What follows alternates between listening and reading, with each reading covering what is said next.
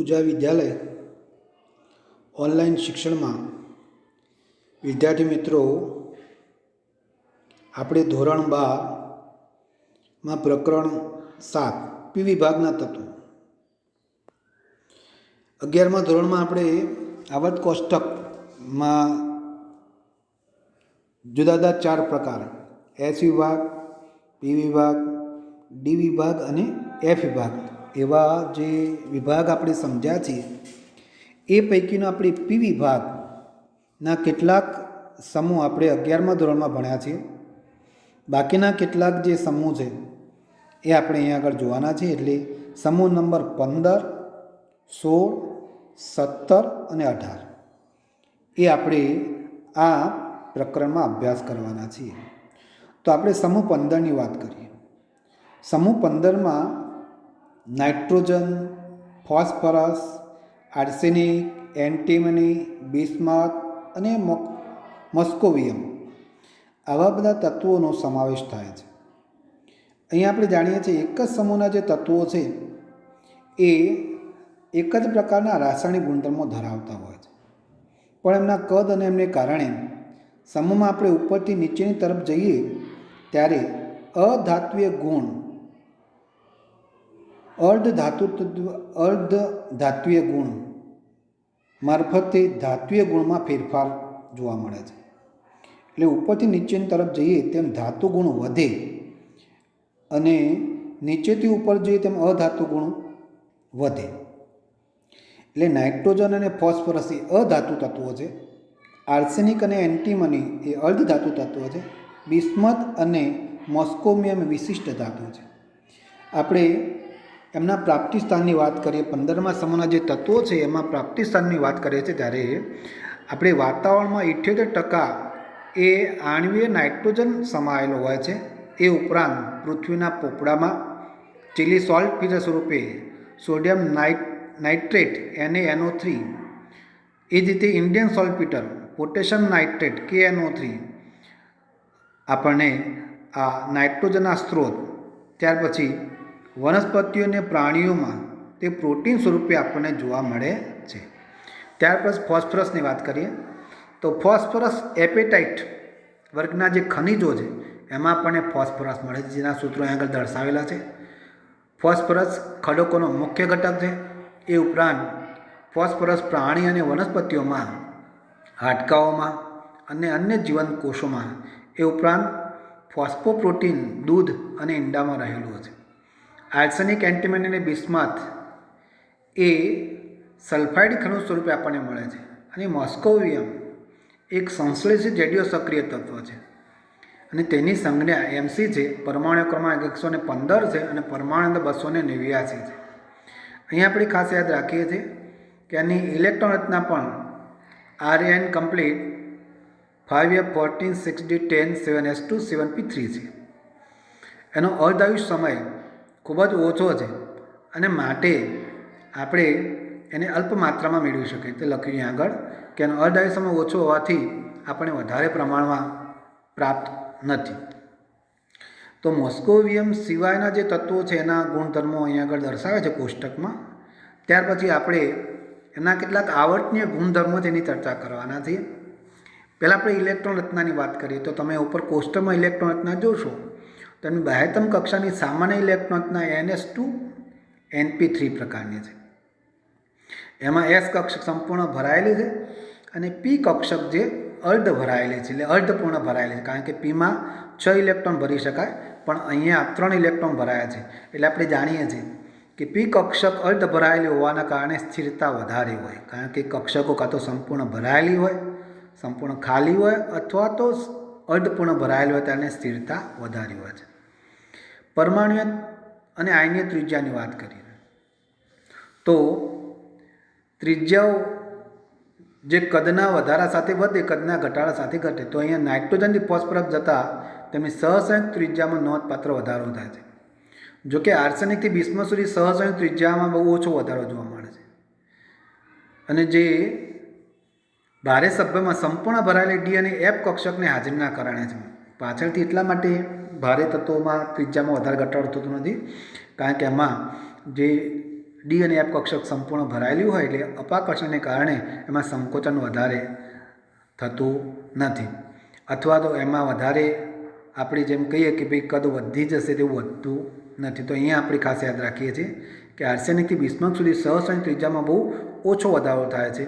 એના માટે જવાબદાર છે આપણા ડી અને એફ કક્ષક, એની ઇલેક્ટ્રોનના જોશો એટલે સંપૂર્ણ ભરાયેલી હોવાના કારણે એ વધારે એમના કદમાં વધારો થતો જોવા મળતો નથી.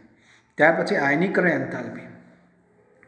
જેમ કદ ઓછું હોય એમ આયનીકરણ એન્થાલ્પી વધારે હોય, અને જેમ કદ મોટું હોય એમ આયનીકરણ એન્થાલ્પી એમની ઓછી હોય.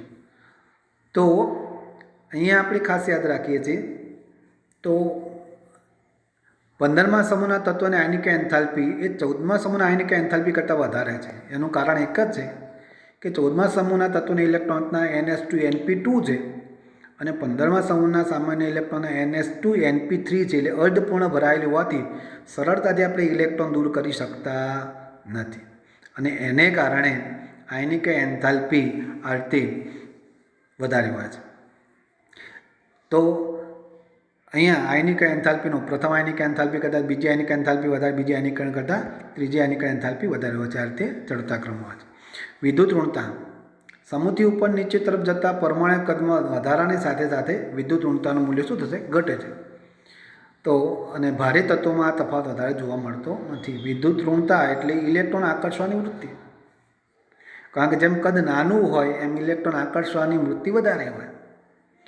ત્યાર પછી ભૌતિક ગુણધર્મો. આ સમૂહના તત્વો બહુપરમાણુય છે. ડાયનાઇટ્રોજન દ્વિપરમાણુ વાયુ છે, જ્યારે અન્ય બધા ઘન છે.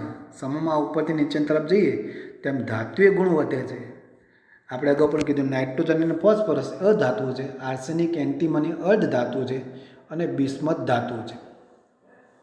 તો આ રીતે ઉપરથી નીચે તરફ જતાં ઉત્કલન બિંદુમાં વધારો થાય છે, ગલન બિંદુમાં આર્સેનિક સુધી વધે છે અને પછી બિસ્મથ સુધી ઘટે છે. ત્યાર પછી નાઇટ્રોજન સિવાયના બધા જ તત્વો છે અપરૂપ ધરાવે છે. અપરૂપ એટલે આપણે જાણીએ છીએ કે ફોસ્ફરસ, તો ફોસ્ફરસના પ્રકાર લાલ ફોસ્ફરસ, પીળો ફોસ્ફરસ, એવી રીતે એના અપરૂપ આપણે કહીશું. રાસાયણિક ગુણધર્મોમાં રાસાયણિક ગુણધર્મો આપણે જાણીએ છીએ પ્રમાણે કે એની ઓક્સિડેશન અવસ્થાની સૌથી પહેલાં ચર્ચા કરવાના છે. તો ઇલેક્ટ્રોન રચના NS2 NP3 પ્રકારની છે, એટલે કાં તો એ 3 ઇલેક્ટ્રોન ગુમાવી શકે, કાં તો 3 ઇલેક્ટ્રોન મેળવી શકે. એટલે 3 ઇલેક્ટ્રોન મેળવી -3 ઓક્સિડેશન અવસ્થા ધરાવશે, 3 ઇલેક્ટ્રોન ગુમાવી +3 ઓક્સિડેશન અવસ્થા ધરાવશે, અને જો 5 ઇલેક્ટ્રોન ગુમાવે તો +5 ઓક્સિડેશન સ્થિતિ ધરાવશે. પણ +5 ખૂબ જ ઉર્જાની જરૂર પડે છે, એટલે બધા તત્વો એ +5 ઓક્સિડેશન સ્થિતિ ધરાવતા નથી. એટલે મોટાભાગે -3 ઓક્સિડેશન સ્થિતિ ધરાવતા હોય છે. તો અહીંયા આપણે ખાસ યાદ રાખીએ છીએ કે સમૂહને ઉપરથી નીચે તરફ જતાં -3 ઓક્સિડેશન અવસ્થા પ્રદર્શિત કરવાની વૃત્તિમાં ઘટાડો જોવા મળે છે. વાસ્તવમાં આ સમૂહના છેલ્લા સભ્યો બિસ્મથ ભાગ્યે જ -3 ઓક્સિડેશન અવસ્થા ધરાવે છે, અને સમૂહમાં ઉપરથી નીચે તરફ જતાં +5 ઓક્સિડેશન અવસ્થા સ્થાયીતા ઘટે છે. તો Bi5નું એક જ માત્ર અતિ લાક્ષણિક સંયોજન BiF5 છે. તો ઉપરથી નીચેની તરફ જતાં +5 ઓક્સિજન અવસ્થાની સ્થાયીતા ઘટે છે, +3 ઓક્સિજન અવસ્થાની સ્થાયીતા વધે છે. એટલે મોટા ભાગે આપણે જાણીએ છીએ પ્રમાણે ઉપરવાળા સંયોજનો -3 સંયોજકતા ધરાવશે, નીચે જઈએ તેમ +3 સંયોજકતા ધરાવશે, અને બિસ્મથ એક જ છે કે જે +5 સંયોજકતા ધરાવી શકે છે. તો અહીંયા આપણે નાઇટ્રોજનની વાત કરીએ છીએ. નાઇટ્રોજન એ +1 થી +4 સુધીની ઓક્સિડેશન અવસ્થા ધરાવે છે, અને એ કેટલીક રાસાયણિક પ્રક્રિયાઓ તો વિસમીકરણ એટલે કે એક કરતાં વધારે ઓક્સિડેશન સ્થિતિઓ ધરાવે. આપણે એક સમીકરણ આપ્યું છે, એમાં વિષમ પ્રમાણમાં એની ઓક્સિડેશન છે. તો HNO2 gives HNO3 + H2O + 2NO. Phosphorus પણ લગભગ બધી જ, તેમાં તમે જોઈ શકો છો આપણે જે સમીકરણ બોલે ને એમાં નાઇટ્રોજનની ઓક્સિડેશન અવસ્થા HNO3માં જુદી છે, HNO2માં જુદી છે અને એનામાં જુદી છે. એટલે કે એક જ તત્વનું ઓક્સિડેશન આંકમાં ફેરફાર થશે. તો તેવી જ રીતે ફોસ્ફરસ લગભગ બધી જ મધ્યવર્તી ઓક્સિડેશન અવસ્થા બેઝ અને એસિડિક બંનેમાં +5 થી -3 ઓક્સિજન અવસ્થા વિષમ પ્રમાણમાં જોવા મળે છે. આર્સેનિક એન્ટીમન બિસ્મથના કિસ્સામાં +3 ઓક્સિડેશન અવસ્થા વિષમ પ્રમાણના સાપેક્ષમાં બહુ વધારે સ્થાયી હોય છે. એટલે બિસ્મથ, એન્ટીમની અને આર્સેનિક આવી એક કરતાં વધારે ઓક્સિડેશન ધરાવતા નથી. અહીંયા નાઇટ્રોજનમાં માત્ર 4 કક્ષકો જ બંધન માટે પ્રાપ્ય હોવાથી તેનું મહત્તમ સંયોજકતા 4 સુધી મર્યાદિત હોય છે.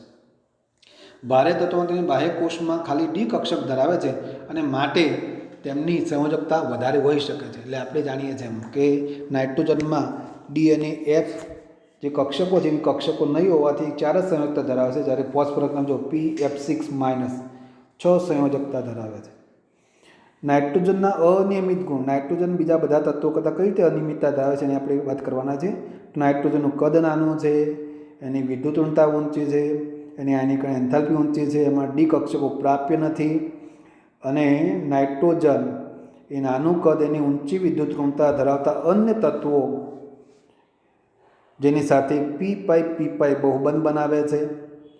સમૂહના ભારે તત્વો P5 બંધ બનાવતા નથી, કારણ કે પરમાણુ કક્ષકો એટલી મોટી અને વિસ્તૃત હોય છે કે જેમાં અસરકારક સંમિશ્રણ થઈ શકતા નથી. એટલે નાઇટ્રોજન બીજા બધા તત્વો સાથે પાઇપ બંધ બનાવવા છે, જ્યારે બીજા જે ભારે તત્વો છે બનાવી શકતા નથી. 2 પરમાણુ વચ્ચેની ત્રિજ્યા ધરાવતા દ્વિપરમાણુ તરીકે અસ્તિત્વ ધરાવે છે, કારણ કે N2 સ્વરૂપે અસ્તિત્વ ધરાવે છે. એટલે પરિણામે તેની બંધ એન્થાલ્પી ઘણી ઊંચી હોય છે, કારણ કે N=N છે, માટે એની બંધ એન્થાલ્પી ખૂબ જ.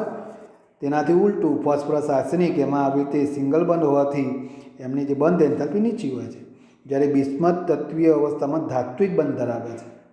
તો અહીંયા આપણે નાઇટ્રોજન એ N સિંગલ બોન્ડ એકલ બંધ, P એકલ બંધ કરતાં નબળો હોય છે, કારણ કે ટૂંકી બંધ લંબાઈને લીધે અબંધકારક ઇલેક્ટ્રોનનું અંતર ઇલેક્ટ્રોન અપાકર્ષણ વધારે છે, જ્યારે N સિંગલ બોન્ડ છે એમાં ઇલેક્ટ્રોનની અપાકર્ષણ વધી જશે, માટે બંધ નિર્બળ બને છે.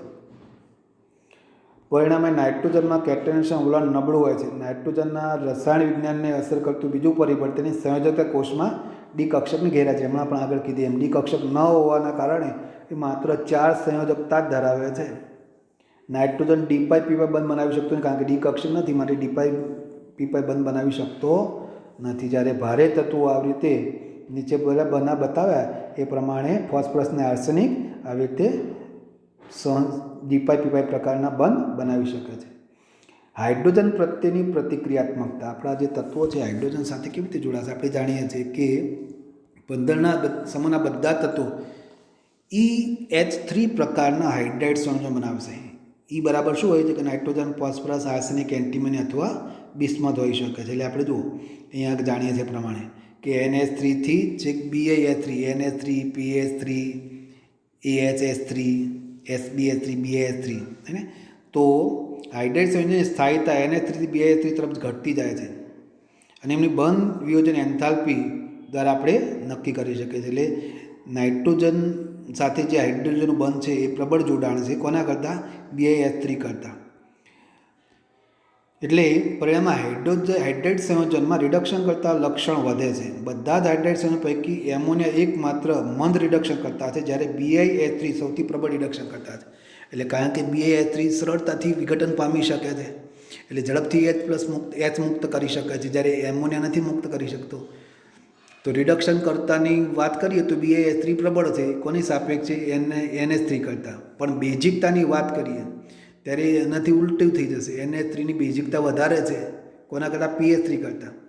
નાઇટ્રોજનની ઊંચી વિદ્યુત ઋણતા અને નાના કદને કારણે NH3 ઘન તેમજ પ્રવાહી અવસ્થામાં હાઇડ્રોજન બંધ ધરાવે અને આના કારણે NH3નું ગલનબિંદુ અને ઉત્કલન બિંદુ PH3 કરતાં ઊંચું હાઇડ્રોજન બંધને કારણે. એવી રીતે ઓક્સિજન સાથે ઓક્સાઇડ સ્વરૂપે. તો અહીંયા 2 પ્રકારના ઓક્સાઇડ શક્ય છે, કારણ કે આપણે હમણાં વાત કરીએ કે કાં તો એ +3 ઓક્સિજન ધરાવે, કાં તો +5. જો +3 ઓક્સિડેશન સ્થિતિ ધરાવે તો E2O3 પ્રકારના હોય, +5 ઓક્સિડેશન ધરાવે તો E2O5 પ્રકારના ઓક્સાઇડ મળશે.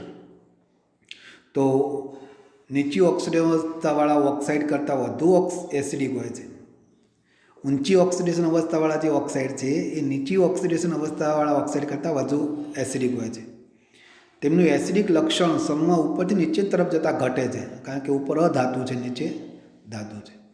અને આ રીતે જેમ ધાતુના ઓક્સાઇડ હોય એ બેઝિક હોય અને અધાતુના ઓક્સાઇડ એસિડિક હોય, તે રીતે હેલોજન સાથેની પ્રતિક્રિયા એમાં પણ EX3 અને EX5 પ્રકારના હેલાઇડ બનાવશે, કારણ કે જેના જોડે +3 સંયોજકતા છે એ ટા હેલાઇડ બનશે અને +5 ઓક્સિડેશન સ્થિતિ ધરાવતા છે એ પેન્ટા હેલાઇડ બનાવે છે. આપણે જાણીએ છીએ કે ઉપર મોટાભાગે બધા +3 સંયોજકતા ધરાવે છે, +5 તો માત્ર 20માં જ ધરાવી શકે છે. તો આ રીતે હેલાઇડ સંયોજનની આપણે વાત કરીએ છીએ ત્યારે એક વિશેષ ખાસ યાદ રાખી શકીએ કે નાઇટ્રોજનના કિસ્સામાં માત્ર NF3 સ્થાયી હોય છે. BF3 સિવાય ટ્રાય હેલાઇડ સંયોજનો મુખ્યત્વે સહસંયોજક સ્વભાવના હોય છે. BF3 જેવો છે કે જે BAF3 હશે, BF3 નહીં હોય, પણ BAF3 સિવાયના BAF3 એ આયનિક હેલાઇડ છે. તો અહીંયા આપણે BF3 ભૂલથી લખાય છે, BAF3 આવે. ધાતુ સાથેની પ્રતિક્રિયાત્મકતા, તો ત્યારે ધાતુ ધન ભારિત હોય અને આપણા જે તત્વો છે બધા ઋણ ભારિત, અને આપણે ખાસ યાદ રાખીએ છીએ કે ધાતુ સાથેની પ્રક્રિયામાં આપણા જે તત્વો છે 15મા સમૂહના -3 સંયોજકતા ધરાવશે. એટલે એમના નાઇટ્રાઇડ, એમના ફોસ્ફાઇડ, અને એમના આર્સેનાઇડ, એમના એન્ટીમોનાઇડ અને એમના બિસ્મથાઇડ અહીં આગળ આપણને દર્શાવે છે. Ca3N2, Ca3P2, Na3S2, Zn3Sb3, Mg3Bi2, જુદી જુદી ધાતુ સાથેના આપણને આપેલા છે. ત્યાર પછી ડાયનાઇટ્રોજનની બનાવટને આપણે ચર્ચા કરવાના છે. ડાયનાઇટ્રોજન કેવી રીતે બનાવી શકાય? તો ડાયનાઇટ્રોજન વ્યાપારિક ઉત્પાદન માટે હવાના પ્રવાહીકરણથી અને વિભાજન નિસ્યંદન દ્વારા આપણે ડાયનાઇટ્રોજન મેળવી શકીએ છીએ. પ્રયોગશાળામાં તમે ડાયનાઇટ્રોજન બનાવવો હોય તો એમોનિયમ ક્લોરાઇડની સોડિયમ નાઇટ્રાઇડ સાથેની પ્રક્રિયા, એટલે Na4Cl પ્લસ NaNO2 પ્રક્રિયાથી N2 plus 2H2 plus NaCl, આ રીતે આપણે નાઇટ્રોજન મેળવી શકીએ છીએ. અને આ પ્રક્રિયા દરમિયાન થોડા પ્રમાણમાં NO અને HNO3 પણ બને છે. અને આ અશુદ્ધિઓને આ પ્રક્રિયા દરમિયાન ઉત્પન્ન થતા વાયુ પોટેશિયમ ડાયક્રોમેટ ધરાવતા જલીય સલ્ફ્યુરિક એસિડમાંથી પસાર કરી દૂર કરી શકાય છે. અંદર NO અને HNO3 જે ઉત્પન્ન થાય છે એને આપણે K2Cl2 ધરાવતા સલ્ફ્યુરિક એસિડના દ્રાવણોથી પસાર કરીએ, એટલે એમાંથી પ્રક્રિયા થઈ અને એમોનિયમ ડાયક્રોમેટના ઉષ્મીય વિઘટન દ્વારા આપણે ત્યાર પછી એમોનિયમ ડાયક્રોમેટનું ઉષ્મીય વિઘટન બીજી પ્રક્રિયા છે. એમોનિયમ ડાયક્રોમેટ એને આપણે ઉષ્મીય વિઘટન એટલે NH4Cl2 એને ગરમ કરી એમાંથી પણ આપણે નાઇટ્રોજન મેળવી શકીએ છીએ, N2 + 4H2 + Cr2O3. ત્યાર પછી સોડિયમ અથવા બેરિયમ એઝાઇડ, અહીંયા આપણે ખાસ યાદ રાખીએ છીએ એઝાઇડ જે ઋણ આયન છે N3- જેને એઝાઇડ કહેવાય. શું કહેવાય? N3-. એના બેરિયમ એટલે BaN3 ટ્વાઇસ, એનું આપણે જ્યારે વિઘટન કરીએ ઉષ્મીય વિઘટન ત્યારે શુદ્ધ સ્વરૂપે આપણને નાઇટ્રોજન મળશે. તો બેરિયમના એઝાઇડ છે એમાંથી બેરિયમ +3N2 મળે છે અને શુદ્ધ સ્વરૂપે આપણે નાઇટ્રોજન મેળવી શકીએ છીએ. નાઇટ્રોજનના ગુણધર્મની વાત કરીએ આપણે તો ડાયનાઇટ્રોજન રંગવિહીન, વાસહીન, સ્વાદહીન, બિનઝેરી વાયુ છે, કારણ કે આપણે અહીંયા આપણા આસપાસ એને અનુભવી શકીએ છીએ. એના 2 સમસ્થાનિક છે, એક N14 છે, N15 છે. પાણીમાં ઓછા પ્રમાણમાં દ્રાવ્ય છે. નાઇટ્રોજન N-N અને ઊંચી બંધ એન્થાલ્પી ધરાવે છે. વધુ નિષ્ક્રિય છે, ઓરડાના તાપમાને વધુ નિષ્ક્રિય છે. જો કે તાપમાન વધારવાની સાથે પ્રતિક્રિયાત્મકતામાં વધારો થાય છે. તો અહીંયા લિથિયમ સાથે નાઇટ્રોજનની પ્રક્રિયા ગરમી આપવાથી આપણે લિથિયમ સાથેની પ્રક્રિયા કરી લિથિયમના નાઇટ્રાઇડ બનાવીશું. એટલે ધાતુ સાથેની પ્રક્રિયા, ધાતુના નાઇટ્રાઇડ Li3n બનશે. મેગ્નેશિયમ સાથે ગરમ કરીશું તો મેગ્નેશિયમ નાઇટ્રાઇડ બનશે.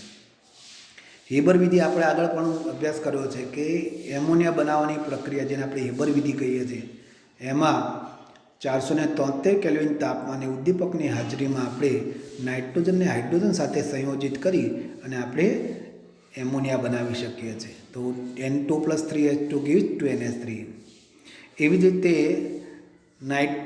નાઇટ્રિક ઓક્સાઇડ NO બનાવવા માટે પણ આપણે ડાયનાઇટ્રોજનને ઊંચા તાપમાને ઓક્સિજન સાથે કેટલા 2000 કેલ્વિન તાપમાને ઊંચા તાપમાને આપણે પ્રક્રિયા કરીશું એટલે એમાંથી નાઇટ્રિક ઓક્સાઇડ, આપણે ઘણી વખત કહીએ છીએ વીજળીના ચમકારા દ્વારા આપણે હવામાં રહેલા ઓક્સિજન અને નાઇટ્રોજન એકબીજા સાથે સંયોજાય તો એ આ પ્રક્રિયા છે. ડાયનાઇટ્રોજનના ઉપયોગની વાત કરીએ તો ડાયનાઇટ્રોજનનો એમોનિયા બનાવવા માટે, નાઇટ્રોજન ધરાવતા બીજા અન્ય રાસાયણિક સંયોજનો બનાવવા માટે, ધારો કે કેલ્શિયમ સાયનેમાઇડ, નિષ્ક્રિય વાતાવરણ બનાવવા માટે, પછી આપણે લોખંડ, સ્ટીલ એવા જે ઉદ્યોગો છે એમાં પ્રતિક્રિયાત્મક રસાયણો માટે નિષ્ક્રિય મંદક તરીકે આપણે નાઇટ્રોજનનો ઉપયોગ કરીએ છીએ. અને પ્રવાહી નાઇટ્રોજન એ જૈવિક પદાર્થો અથવા ખાદ્ય સામગ્રીની જાળવણી માટે આપણે જ્યારે જે જૈવિક પદાર્થો છે અને ખાદ્ય સામગ્રીને સાચવવા માટે આપણે પ્રશીતક તરીકે અને ક્રાયોસર્જરીમાં આપણે એનો ઉપયોગ કરીએ છીએ. તો અહીંયા ખાસ કરીને નાઇટ્રોજનના ઉપયોગો એ આપણે પૂરા કર્યા છે. ને ત્યાર પછી બીજું એક સંયોજન છે નાઇટ્રોજન, જેને એમોનિયા, એની આપણે બનાવટ વાત કરીએ. એમોનિયા હવા અને જમીનમાં ઓછી માત્રામાં રહેલો હોય છે. આપણે એને બનાવવા માટે યુરિયાનું જળ વિભાજન, urea plus H2O guys NH પર ટ્વાઇસ CO3 અને એમાંથી આપણને 2NH3 plus H2O plus CO2. તો એમોનિયા આ રીતે આપણે યુરિયામાંથી મેળવી શકીએ છીએ. ત્યાર પછી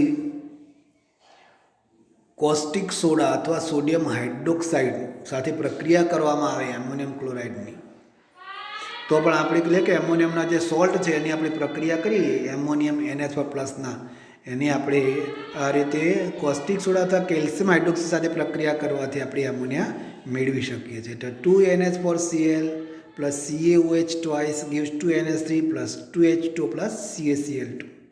એવી રીતે ammonium sulphate NH4 twice SO4 plus 2NaOH gives 2NH3 plus 2H2 plus Na2SO4. મોટાભાઈ એમોનિયા આપણે હેબર પદ્ધતિથી બનાવી શકીએ છીએ. હેબર વિધિમાં N2 plus H2 gives 2NH3. આ પદ્ધતિમાં આપણે 200 વાતાવરણ દબાણ અને 700 કેલ્વિન તાપમાને પ્રક્રિયા કરે છે અને થોડા પ્રમાણમાં K2O અને Al2O3 યુક્ત આયન ઓક્સાઇડ જેવા ઉદ્દીપકનો ઉપયોગ કરીએ છીએ અને આ રીતે આપણે પ્રક્રિયા કરી શકીએ છીએ. પ્રક્રિયામાં આયન ઉદ્દીપકની સાથે મોલિબ્ડેનમ પ્રવર્ધક તરીકે એટલે કે પ્રક્રિયાનો વેગ વધારવા માટે ઉપયોગ કરી શકે છે. અહીંયા આગળ આપણે આકૃતિમાં એમોનિયાની રેખાચિત્ર, પ્રક્રિયા પદ્ધતિની રેખાચિત્ર આપેલું છે, જેને ક્રમદર્શી રેખાચિત્ર કહીએ છીએ, એ દર્શાવેલું છે. એમોનિયાના ગુણધર્મો. એમોનિયા તીવ્ર વાસ ધરાવતો રંગવિહીન વાયુ છે. એનો જે આકાર છે તમે જોઈ શકો ત્રિકોણીય પિરામિડલ આકાર છે. એનો જે શીર્ષવાળો ભાગ છે તે અબંધકારક ઇલેક્ટ્રોનિકમાં રહેલા છે. તમે જોઈ શકો છો આપણને બે ટપકા રહેલા છે ને, ફુગ્ગા જેવો ભાગ છે અબંધકારક ઇલેક્ટ્રોનિક. બાકી નાઇટ્રોજનના 3 જે ઇલેક્ટ્રોનિકમાં છે બંધકારક ઇલેક્ટ્રોનિકમાં છે. ત્યારે એમોનિયા વાયુ પાણી સાથમાં દ્રાવ્ય હોય છે ને OH આયન બનાવે છે. તો આપણે જલીય દ્રાવણ નિર્બળ બેઝ તરીકે વર્તે છે. NH3 plus H2O gives NH4 plus plus OH minus. Acid સાથે એમોનિયમ ક્ષાર બનાવે છે. તો એ એસિડ સાથેની પ્રક્રિયાથી એમોનિયમ ક્ષાર બનાવશે. તો NH3 plus HCl gives NH4Cl એ પ્રક્રિયા થશે. નિર્બળ બેઝ તરીકે ઘણી ધાતુઓના ક્ષારના દ્રાવણમાંથી તેમના હાઇડ્રોક્સાઇડ સંયોજનો અવક્ષેપિત કરે છે. તો આપણે યાદ રાખીએ છીએ કે ધાતુના ક્ષાર એટલે જો ZnSO4 એની NH4OH સાથે પ્રક્રિયા કરવાથી અને ઝીંક હાઇડ્રોક્સાઇડના અવક્ષેપ સ્વરૂપે આપણે ઝીંકને અવક્ષેપિત કરી શકીએ છીએ. એવી રીતે FeCl3 પ્લસ NH4OH એને પણ આપણે Fe2O3 અવક્ષેપ સ્વરૂપે આપણે એને અલગ કરી શકીએ છીએ. તો અવક્ષેપનમાં પણ આપણું એમોનિયાનું NH4OH એમોનિયમ હાઇડ્રોક્સાઇડ સંયોજન ખૂબ જ ઉપયોગી છે. ત્યાર પછી એમોનિયાના જે અણુ છે એ એમોનિયાના અણુ નાઇટ્રોજન પરમાણુ પર જે અબંધકારક ઇલેક્ટ્રોન યુગ્મ છે લુઈસ બેઝ તરીકે વર્તે છે. એના માટેની આગળ પ્રક્રિયા છે. કોપર 2+ જે વાદળી રંગનું સંયોજન છે એને એમોનિયા સાથે પ્રક્રિયા કરીએ ત્યારે ઘેરા વાદળી રંગનું સંકીર્ણ બને છે. એવી રીતે Ag+ પ્લસ Cl- એટલે Ag+ સફેદ અવક્ષેપ છે. પણ આ AgClની એમોનિયા સાથે પ્રક્રિયા કરીએ તો AgNH3 ટ્વાઇસ રંગહીન બને છે. તો આ રીતે સંકીર્ણ સંયોજન બનાવવામાં અને એના ઉપયોગ Cu2+ અને Ag+ જેવા આયનોની પરખ માટે પણ આપણે એને કરી શકીએ છીએ. એમોનિયાનો ઉપયોગ જોઈએ આપણે.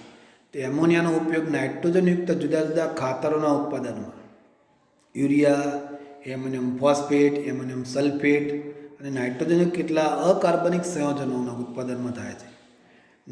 જેમાં નાઇટ્રિક એસિડ સૌથી અગત્યનો છે. પ્રવાહી એમોનિયા પ્રશીતક તરીકે આપણે એનો ઉપયોગ કરી શકીએ. પ્રશીતક એટલે ઠંડુ વાતાવરણ ઉત્પન્ન કરવા માટે આપણે ઉપયોગ કરી શકીએ છીએ. ત્યાર પછી નાઇટ્રોજનના કેટલાક ઓક્સાઇડ. નાઇટ્રોજનના જુદા જુદા ઓક્સાઇડ અહીં આગળ આપણને કોષ્ટકમાં આપેલા છે.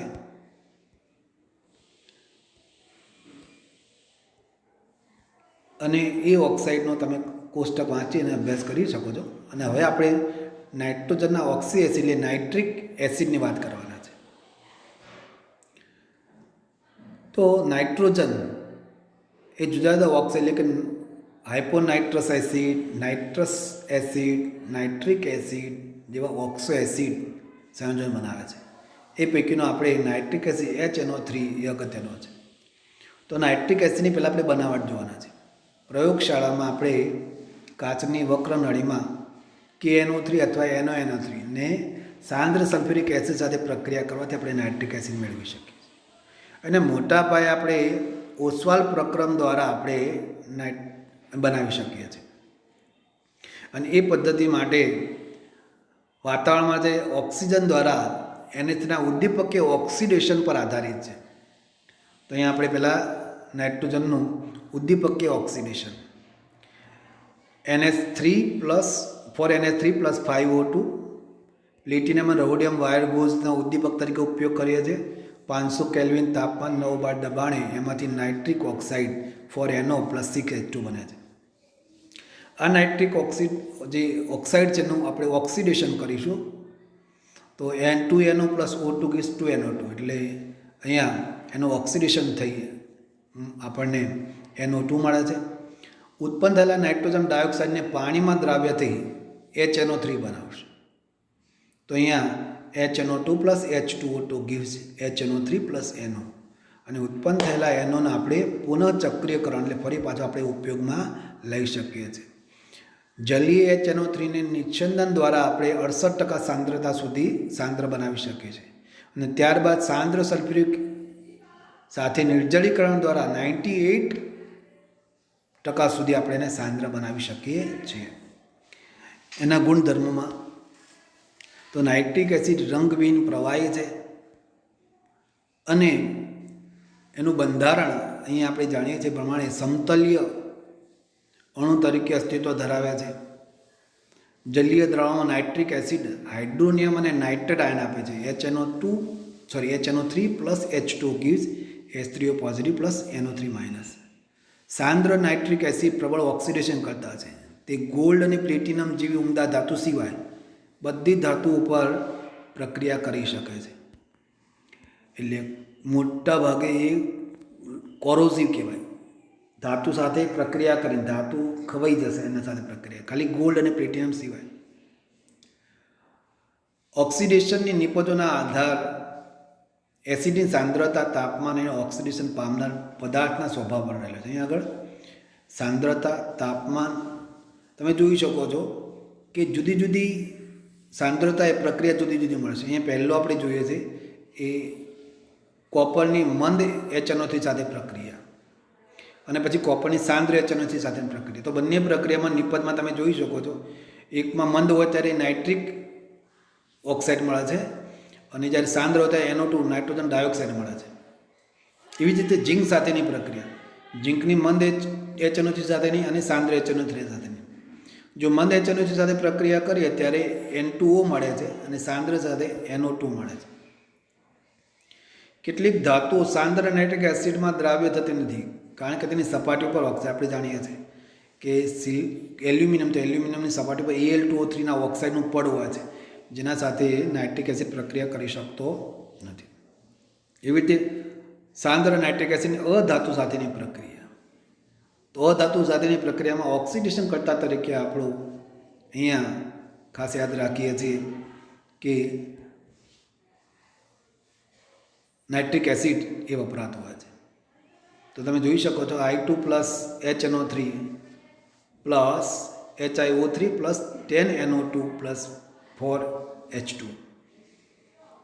અહીંયા ઓક્સિડેશનના I2 લાયડીનું ઓક્સિડેશન કરી તે બીજી પ્રક્રિયા કાર્બનમાંથી કાર્બન ડાયોક્સાઇડ, ત્રીજી પ્રક્રિયા સલ્ફરમાંથી સલ્ફ્યુરિક એસિડ, ફોસ્ફરસમાંથી ફોસ્ફોરિક એસિડ બનાવી શકાય છે. એટલે ઓક્સિડેશન કરતા તરીકે નાઇટ્રિક એસિડ વપરાય. ત્યાર પછી કથ્થાઈ વલય કસોટી, વીંટી કસોટી આવે છે. આપણે આગળ પ્રેક્ટિકલમાં જોઈશું. ત્યાં NO3 માઇનસ આયનની પરખ માટે વીંટી કસોટી છે. આ વીંટી કસોટીમાં જે નાઇટ્રેટ આયન ધરાવતું સંયોજન છે એને ફેરસ સલ્ફેટ Fe2નું સંયોજન, ફેરસ તાજા બનાવેલા FeSO4 ઉમેરી અને એમાં ધીમે ધીમે સાંદ્ર સલ્ફ્યુરિક એસિડ ઉમેરવામાં આવે છે.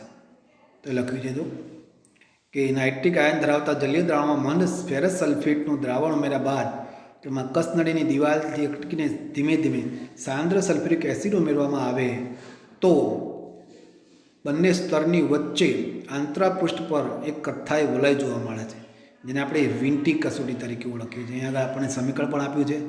NO3 minus plus 3Fe2 plus plus 4H plus gives NO plus 3Fe3 plus plus 2H2.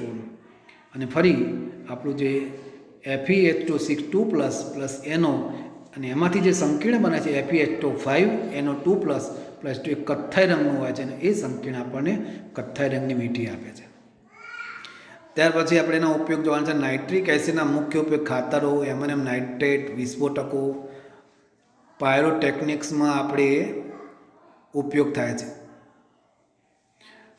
ત્યાર પછી અન્ય નાઇટ્રિક સંયોજનોના ઉત્પાદનમાં આપણે પણ નાઇટ્રિક એસિડનો ઉપયોગ કરી શકીએ. નાઇટ્રોગ્લિસરીન, ટાઇનાઇટ્રોટોલ્યુઇન વગેરે અન્ય કાર્બનિક નાઇટ્રો સંયોજનો બનાવટમાં ઉપયોગી થાય છે. અન્ય મુખ્ય ઉપયોગો સ્ટેનલેસ સ્ટીલના એસિડિક ઉપચારમાં, ધાતુઓના નિક્ષારણમાં અને રોકેટ બળતણમાં ઓક્સિડેશન કરતા તરીકે આપણે એનો ઉપયોગ કરી શકીએ છીએ. તો આ રીતે નાઇટ્રિક એસિડ એ ઔદ્યોગિક દ્રષ્ટિએ ખૂબ જ ઉપયોગી છે.